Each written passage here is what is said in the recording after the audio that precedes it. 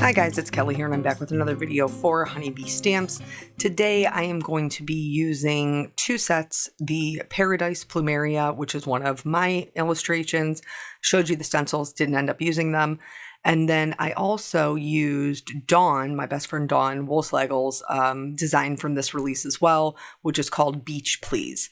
So in one of my last videos, I told you guys how I had this idea for like a forced scale scene that I wanted it to be the plumerias up front and then this scene behind it. And what ended up happening was I used the Palm Beach cover plate and then I didn't want to cover it up.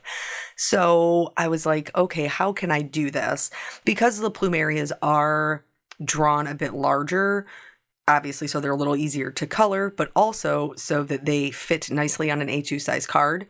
Here, what I'm doing is I decided I was going to use the little beach cabin, and then I'm marking where I need my horizon lines to go.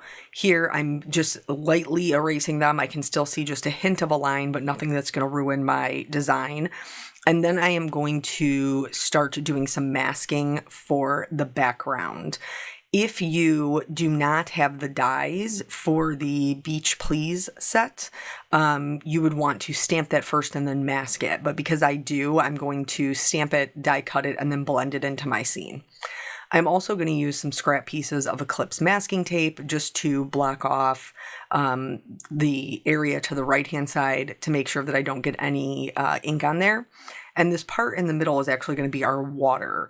So I'm going to use the same colors. This has kind of been like my go-to for this summer, I guess, which is Salvage Patina, Salty Ocean, Mermaid Lagoon, and Uncharted Mariner.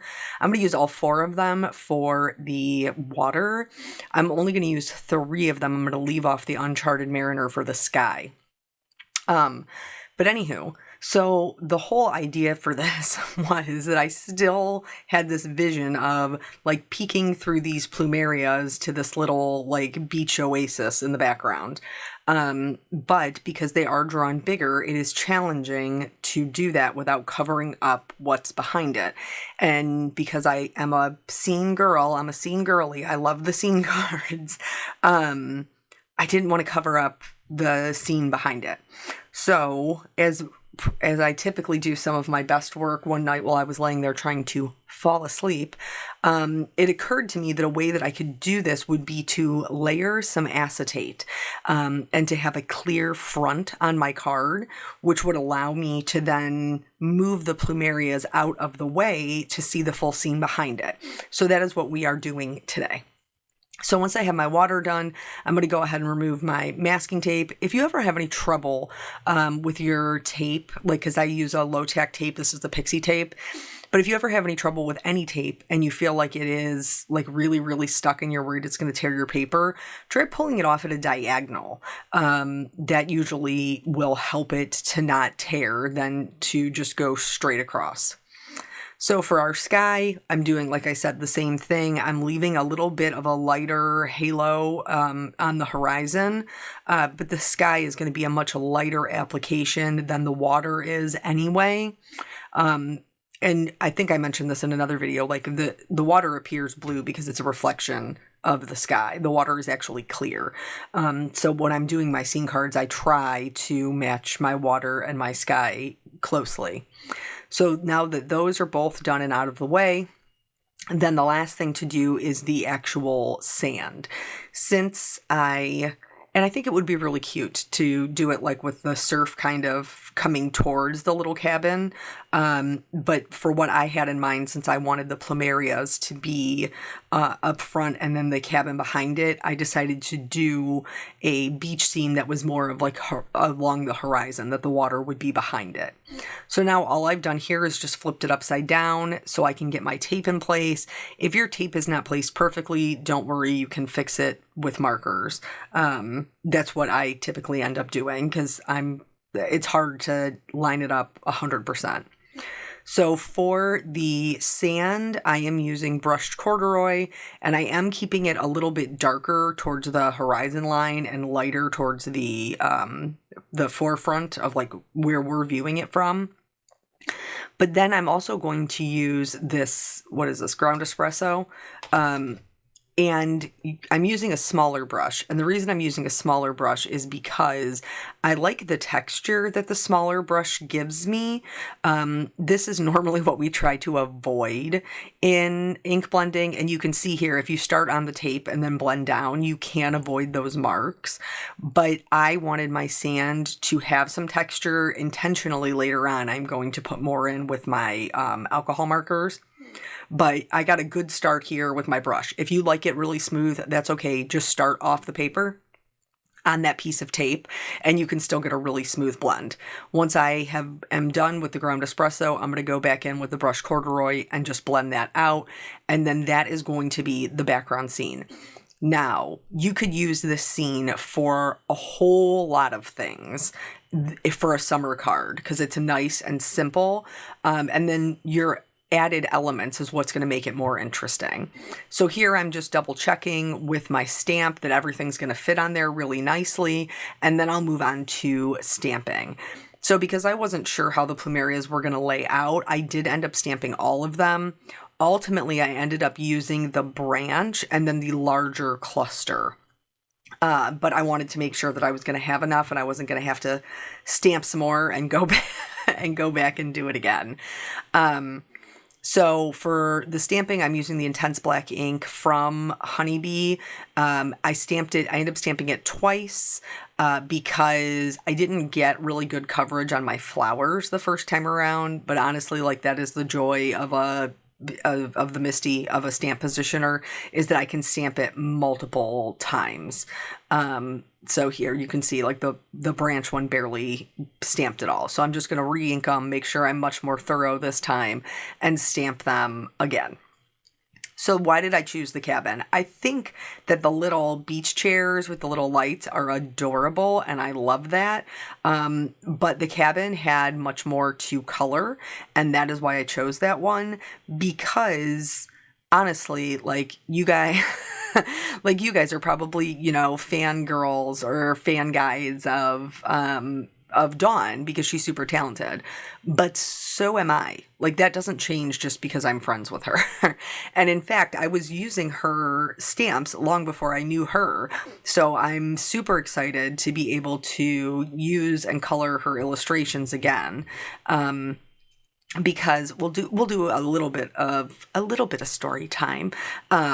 So my first design team that I was ever on was for a blog named Hero, and that was the first one, not the first one I applied to, but the first one I was accepted to. And they did a collaboration, which I love. I love companies that support each other, but they did a collaboration with, at the time, Dawn's company, W+9. And so that was the first time that I ever saw her stamps. And I was like, look at all these flowers. Like, we as team, you know, we got to pick, I think, like one set or something like that. Well, let me tell you, I picked more than one set, and I just went ahead and purchased it. Just add to cart and come on home with me. And then probably like a year after that, she and I were both invited to a craft retreat. And her first time at the retreat was my first time at the retreat. And I'm sure you've heard me say this about 1,000 times about her before, but like some people are just like soul sisters. Like that minute that you meet, it feels like you have known each other forever, and you just know like you're it. You're it together forever. So that's kind of how it was for us. And that was over a decade ago. But shortly after meeting her at the retreat, she actually invited me to join her design team, which is honestly a funny story in and of itself because I did not understand what was happening. I didn't understand what was happening. So we were hanging out at this retreat that we attended, and Kim Hughes, who owned Paper Smooches at the time, they've closed. She's now Kim Mraz. We were all, me, her, and Dawn were just sitting there talking, and Dawn was like, so are you interested in joining the design team? And I was like, girl, I have so much stuff on my plate. I don't even know if I could pick up another design team right now. I'm not going to be searching out any design teams. And she was like, oh, okay. And Kim's looking at me and I'm looking at Kim and then I'm looking at Dawn and I was like, what have I just missed here? And so she repeats herself and she was like, are you interested in joining the design team? And I'm like, girl, I just said that there's a lot going on. I mean, I would, if it was like a super special design team, like maybe I would, consider it, but I'm not searching out any design teams. Like what? I don't understand what you're asking me. And because my brain could not comprehend that she would be inviting me onto her design team, I literally just assumed she was talking about like just general, like if I was looking for any more design teams. So finally, the two of them were like, Kelly, are you interested in joining the W+9 design team? And I was like, oh my gosh, yes, of course I'm interested. So yeah, it just took me a hot minute to get it. But so I got to work with all of her, designs all the time. And so I was spoiled. And then there wasn't, too many coming out. So I am just as happy as you guys that she is now illustrating again and working with other companies, because it means that I get to color all her stuff and put her beautiful things on my cards, and it makes me happy. So anywho, I could not wait to do this, and the cabin just has more to color than the other one, and so that's how I picked it. That's long story long is basically what I just did there. So I wanted some blue-green palms. That's why I chose the colors that I did. And then I really liked the hot pink. I thought that they would go really nicely with I would planned on doing my plumerias in orange, and I thought that they would work really well together. And then I went kind of back and forth about whether or not to do the wood like a whitewashed look. And I decided that I wanted it to blend a bit more with the sand. So I opted to go for like a more traditional brown. I don't think that you see honestly, I don't think you see this very often in actual like coastal places, probably because that stain would fade so fast in the sun. But nonetheless, that is what I went with. Now you may notice that some of the colors are a little bit different in the finished card. And that is because, sometimes you go with a general color selection that you think will look good together, and then at the end you're like, ooh, maybe not. So for me, what happened was my colors looked guys. That's what I just said. Looked. Stop it. Let's all take a moment of silence for my language skills. Can we? They looked disconnected. That is why I had to change some of the colors. And I will show you how I did that without having to recolor the entire image, because mama ain't got time for that. So here I am going in, doing those browns. I'm leaving a little bit of a highlight on the tops of the stairs, on the side of the deck, more of like the central, for like the roof, for the window, for the door, more of a central highlight. I did want to incorporate some of that orange into the scene. Here is part of where I made my error. I probably should have done the orange with the top part of the cottage and the door so that it would be visible. But what I ended up doing was doing the surfboard and this little towel. And those two items are covered up by the flowers when the card is closed. So you can't really tell that I tried to tie them together. So here is the yellow. I'm going to add a little bit of yellow to the surfboard. I'm also going to do the little beach bag that's sitting on the deck. So cute. And then I think those are the only two things that I did yellow. You will see more yellow in the flowers to kind of tie those in and bring them together. One thing to note for the ground, I am going to color in the rocks, but I am not going to color in the ground portion until I get it glued into my scene so that I can blend them in pretty seamlessly. So the same colors I used in the house, I used in the palm trees. And then for the rocks, I just went with the same grays that I used to color the chair, the sign, and the, what is that called?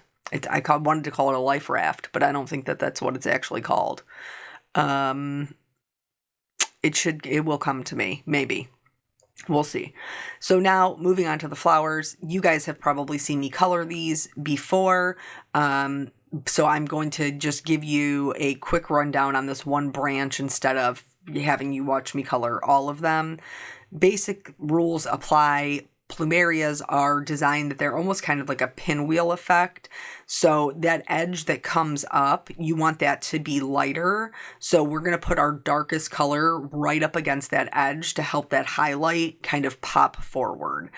So because I chose to do the oranges, I did want them to be a little bit more on the yellow side. So I chose for my lightest color to be a Y08, and I set my oranges up in a way that would get me there. So once I have the basis down for my shadows, you pretty much just go in with your what I call my dark mid-tone, and then go over what you've already put down with the YR09 and then extend it out slightly. And then that's what we're going to do with each consecutive color until we get to the light mid-tone. We should have just a sliver of white left, and that is going to be for the highlight. Now, that will not be true for all of the petals because some of them, like these ones, are tucked under, or some of them are curled up. And if it's curled up or it's tucked under something, it's going to be a little bit darker than, say, that large one that's completely open in full bloom, because that one will be getting more light. So you can see here the edge, which is my highlight, has white left, and then the very edge of the petal has a little bit of white left. Now I'm going to bring in the yellow a little bit further to kind of blend into that orange, and it's really just going to brighten everything up a little bit. So I'm not worried about that. Here is something I do want to mention, and this is my own faux pas, if you will. I needed to re-ink my Y08. That's where I just went. It desperately needed to be re-inked because I noticed that my colors were kind of smearing a little bit. And if you ever notice that happening with ink that you know usually does not bleed or smear on you, which I have used Honeybee for years, I know it traditionally does not smear for me unless I've gone in there straight away and it's still wet. I noticed it, and usually it's because your marker is dry, and so you're putting down more pressure, almost like scrubbing your lines to get solid color. And if you're doing that, then you do run the risk of smearing that black ink. So I had to stop and re-ink it. If you don't have a re-inker on hand, just try to find a similar color. Most of the time when we're doing all these color blends, you can find a similar color and it won't make that much of a difference. For the leaves, I am just following the lines that are there with my darkest color, also adding my darkest color down the center in the middle, and then just kind of blending those out. I will leave a lighter area in between all of the sections.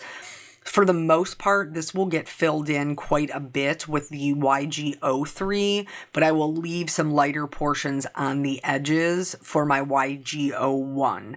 And that's just really going to help them look like they have that little bit of highlight, and that the middle section, because it is much darker, is kind of bowed in. So just a little way to, help get them some more dimension. So here, as I did my coloring and I finished coloring all of them in orange, I noticed that we had this disconnect and I didn't love it. So the first way I'm going to try to fix that disconnect is by putting some pink into my plumerias. I know it's not going to be a true pink because I already have down a ton of orange, but at first I tried the RV02, that was not saturated enough. So then I went in with the RV04, and this was. It is hard to see on camera, but in real life, the centers do look much more on the pinker side versus the orange. So I just blended that out with the RV02, and otherwise I left them just the same. I just added that little bit of pink in. for the trees. I have a yellow green in my plumerias and I have a blue green in my palms, and I want to get them a little bit closer to each other. So I tried a G07 and it wasn't enough. Then I went in with a YG03 and it still wasn't enough. So then I'm going to go in with the Y08. So adding in the yellow, that's the color that I'm missing, adding in the yellow directly over those greens is going to really bring it around to that yellow green and help everything kind of connect. They are still darker, but at least they're now in the same kind of shade. So from here, I'm going to get my coordinating dies. I will use my pixie tape to tape them in place, and then we'll be able to move on to the next part of building the card. I know you're like, Kelly, it was a clear front card and we're 20 some minutes in. Yes, I know, but I had to color all of the things in order to be able to build the card. So here I'm just laying my cabin in place while I figure out the placement for my flowers and how many I'm going to add, if I'm going to leave any gaps, anything like that. And so I decided I liked it best with a little gap in the middle, so that you would be able to kind of see the walk up. And so now I'm going to glue down my little cabin, and then I will blend this into its background scene first, and then we'll work on the flowers. So I just want to say, if you're like, I don't love a clear front card, or I don't love flowers, you could make this card and leave off the clear front and the plumerias, and it would still be a really great beach card with just the cabin, because I mean, this stamp, let's be honest, is fantastic. So here what I'm doing is everything's glued down, and now I'm going in with my Copic markers and I'm color matching my background. So this is something that you have to do yourself, because I can't tell you what colors your ink blending are going to be. I can tell you that most of the time when I am doing these distress inks, the combination that I use, a BO0, a BO2, a BO4, a BO6 are ones that match pretty closely. But how heavy-handed you are, like maybe you won't need any B00 and you will need the BO4. So just keep those things in mind. When I was doing the water, I noticed that the blue was too blue and it needed to be a bit more blue-green, so I went in with a BG23. Don't be afraid of mixing your colors so that you can get a color that actually matches your background. And you can see as we're going through, you know, things are kind of disappearing into the background, and that is exactly what we want. For the ground and the sand area, I went in with my lightest color first, and you can see this doesn't blend perfectly. We are going to get a better blend here in a minute, but I like having the lighter color down for saturation, especially when I'm going to be doing lots of blending, which I am here. So this, I did a little shadow underneath the stones, a little shadow underneath the house. I did a little bit of a darker walkway, like where you would be walking up. But another way that you can very easily help your die cuts blend into your scene is by adding texture. So I am going to smoothly add all of my color. You can see this is how I would normally add it. Very smooth to get them to blend together. And it does work pretty well. I don't think I would have an issue leaving it like this, but a way to get it to blend even more, and especially with the drawing of the illustration, this is a much sketchier kind of style drawing, which I am here for. It's not my style. I like clean lines when I'm drawing, but I love her style of drawing. But anyway, there's lots of little like rocks and grasses and stuff underneath the house. And so I'm just going to mimic that with some dots and dashes myself. Just a little bit of kind of like stippling or texture lines. And I'm going to put the darkest ones closest to the house and then bring them out just a little bit. And then again with the mid-tone. So you're going to see this sand area becomes pretty textured. It's not going to be a smooth look. You can leave off these dots if you would prefer a smooth look. I think it looks more interesting. And maybe like they have some kids that kind of run around the house and play in the sand, and, you know, there's people out there, you know, doing things.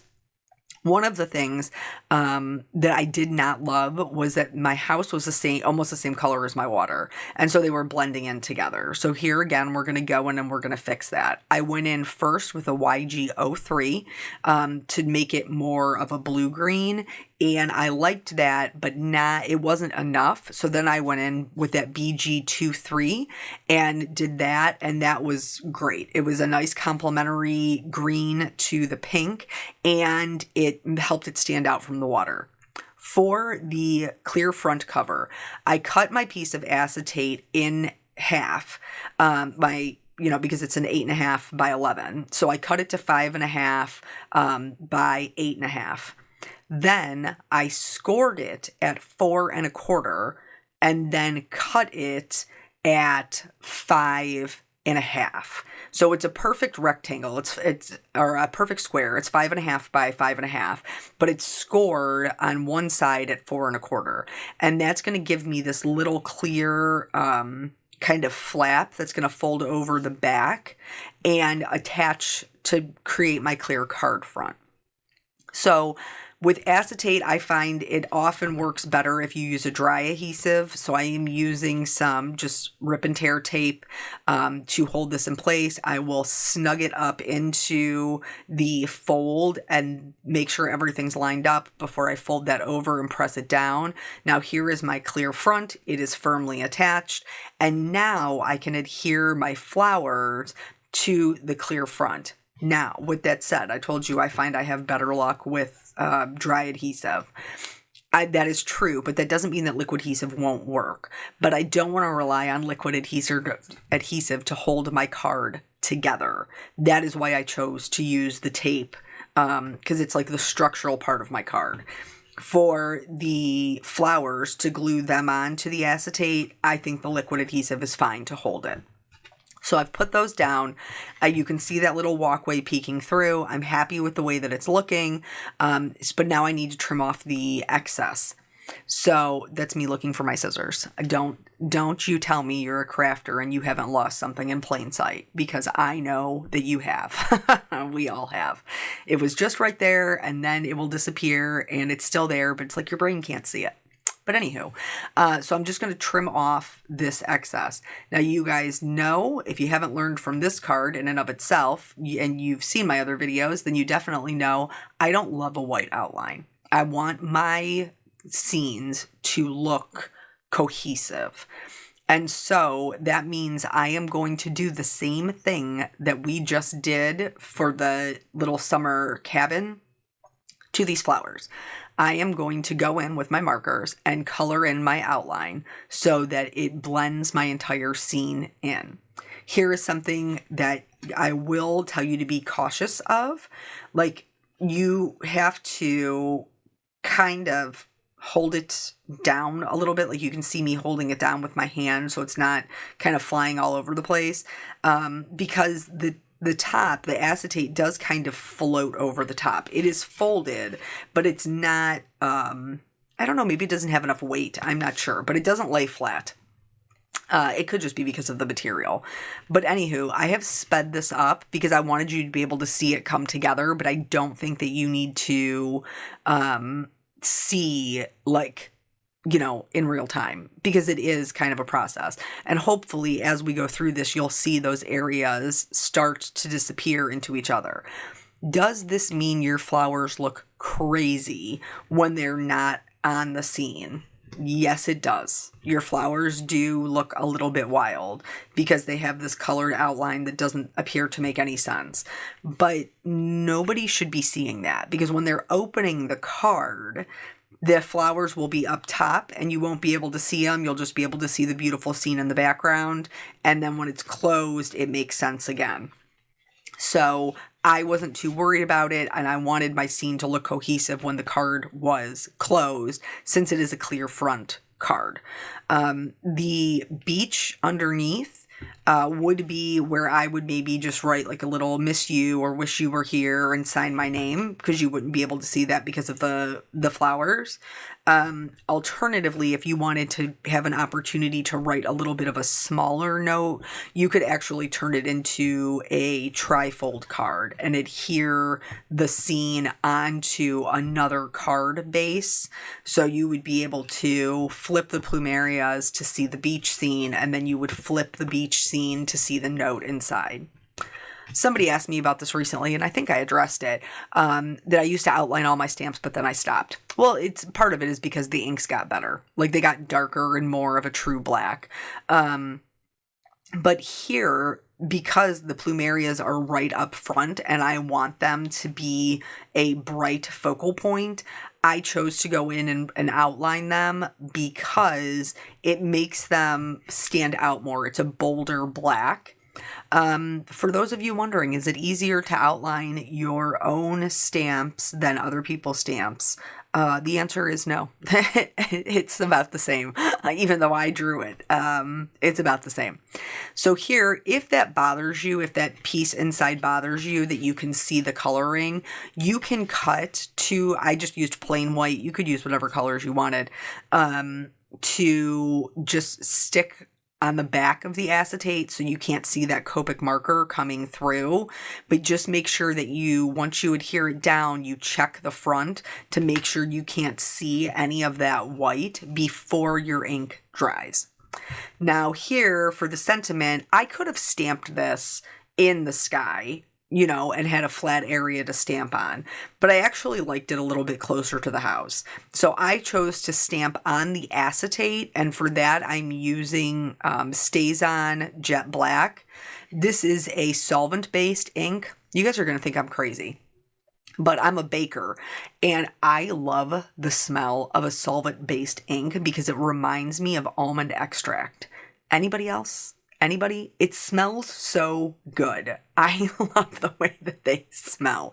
But anyway, you have to use like a Stays On or a solvent-based ink to stamp on acetate because other inks won't dry. So this one, I pulled out a different set to use originally. And then I ended up using a sentiment from Dawn's set from Beach Please. So now I'm just going to add some shimmers to my flowers, also to the water and to the sand, because you have that light that reflects off the sand as well. So I'm adding some clear shimmer to that, to the water, and then I'm going to go in with a white gel pen and add in some different highlights. So I'm adding highlights to the rocks, to the chair. I'm going to do dots on the sand, just kind of like mimicking those same dots that we did with the darker colors. And then also, I drew in this little area for the window, like how, it shows like the reflection of the window. Instead of leaving that black, I went over it with white. And then I just did a couple of quick little lines in the water that would maybe look like some far off surf, just to add some interest there. For the plumerias, the only white that I added was a little bit in the center, and then kind of from the center out, I did just a couple of little dots. I don't necessarily know that this is accurate for plumerias, but it did add some interest to the front of the card. And then that's it. So I hope that this helps you guys take your scene cards another, step further, get you in the mood for summer. Hot weather is here. Thank you guys so much for joining me. I always appreciate your time, and I will catch you on the next video. Bye.